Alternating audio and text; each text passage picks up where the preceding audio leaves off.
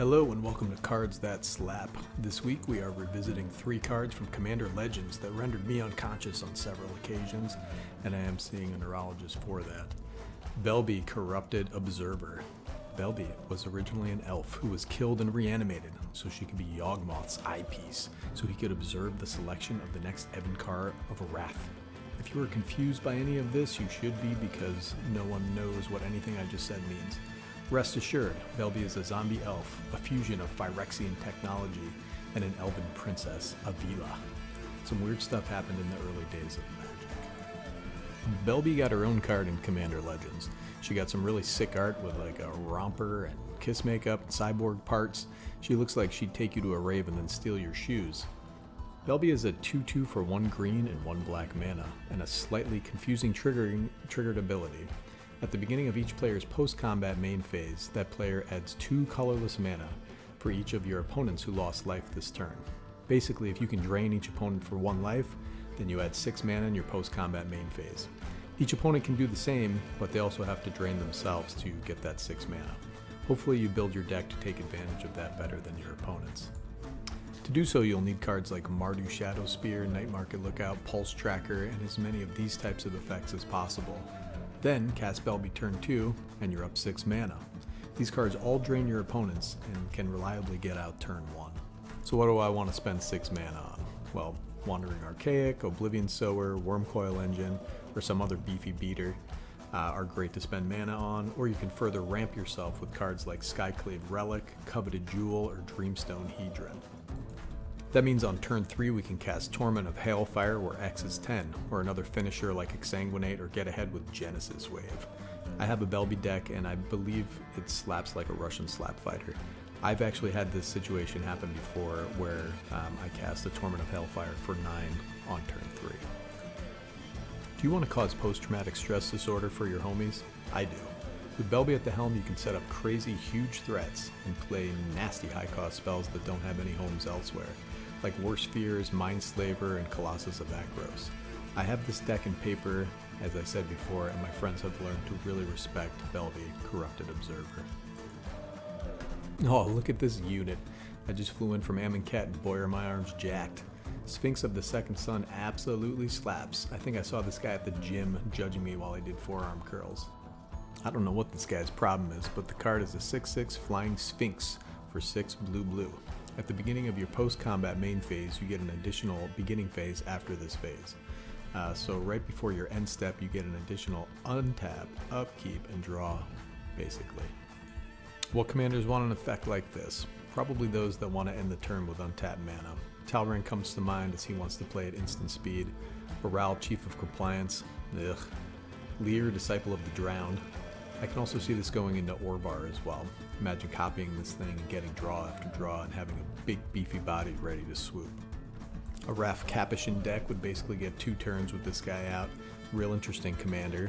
Spell slingers like Elsha of the Infinite, Cast Dissident Mage can main phase to increase their board states and hold up mana for responses during the other opponent's turns.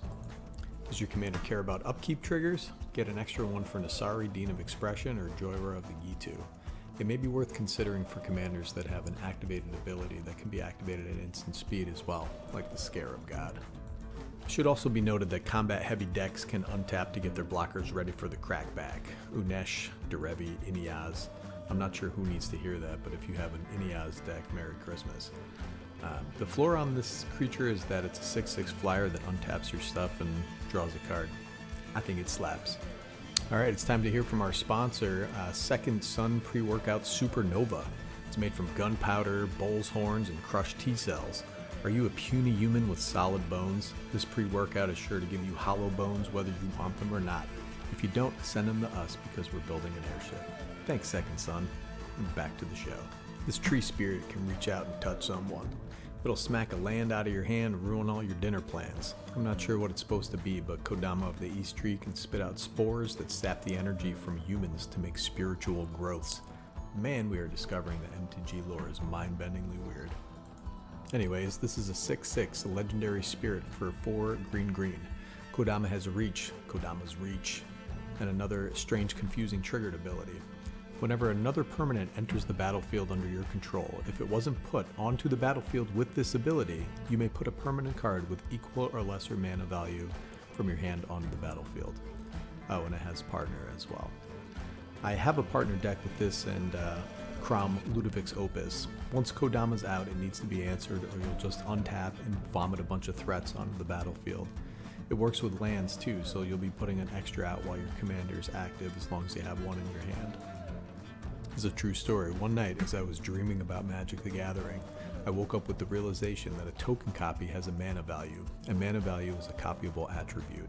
So cards like Quasi-Duplicate, Cackling Counterpart, and Rite of Replication create token copies that trigger Kodama. Kodama just specifies permanent and doesn't care if it's a token or an actual card. Thusly, a deck idea was born and a choir of angels sang in perfect harmony. The idea was to get big creatures out with our ramp package, which included mana dorks like Elysian Caryatid, which I probably mispronounced, Birds of Paradise, and Llanowar Visionary. Ramp is especially important in this deck as Kodama costs 6. Then we get fun cards like Inferno Titan, Precursor Golem, and Bokardan Hellkite onto the battlefield. The token created by cards like Precursor Golem and Mirror Battlesphere also trigger Kodama, so you can put a 0-cost card onto the battlefield, basically lands. So when these guys hit the battlefield, they'll trigger Kodama. You can put another huge threat from your hand onto the battlefield. These big creatures are going to be our token copy targets. I also included some clones as that fits the theme of the deck. Spark Double could come in as a copy of Kodama, leading to Trigger Madness, Progenitor Mimic, Phantasmal Image, Dax Duplicate can clone our opponent's threats and we can make token copies.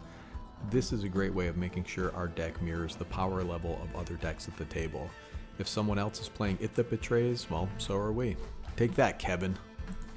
This deck tends to dump your hand onto the battlefield, so it has a tendency to peter out after a big board wipe, so I included some combos. Dual Caster Mage and any token copy spell, Kiki Jiki and Zealous Conscripts. I also included lots of card draw and creature wheels like Dragon Mage. My Kodama partner deck turned into a Teamer Good Stuff deck, but I've seen it go off and become very threatening. When Kodama hits the table, he slaps everybody with his branch tentacles and gives off a really menacing vibe for sure. Commander Legends was a great set, and these hot little gems deserve a second glance. If you don't have a copy of each, buy them now. I try to highlight cards that may be undervalued or worth investigating for your little deck building heart. We all know Vampiric Tutor is good, right? We all know Mana Drain is good, but when I drafted this set, I didn't open any of those. I opened sad garbage. But I opened some interesting cards that are fun for a couple bucks. If you want to beat your friend's $2,000 deck with a $65 budget list, well, me too, so stay tuned for cards that slap. I'll link my Belby and Teamer Good Stuff deck in the description below, and just remember to lovingly tap the like button. Don't mash it too much, okay? Blow a kiss to the subscribe button, and we'll see you later. Nicky G signing off.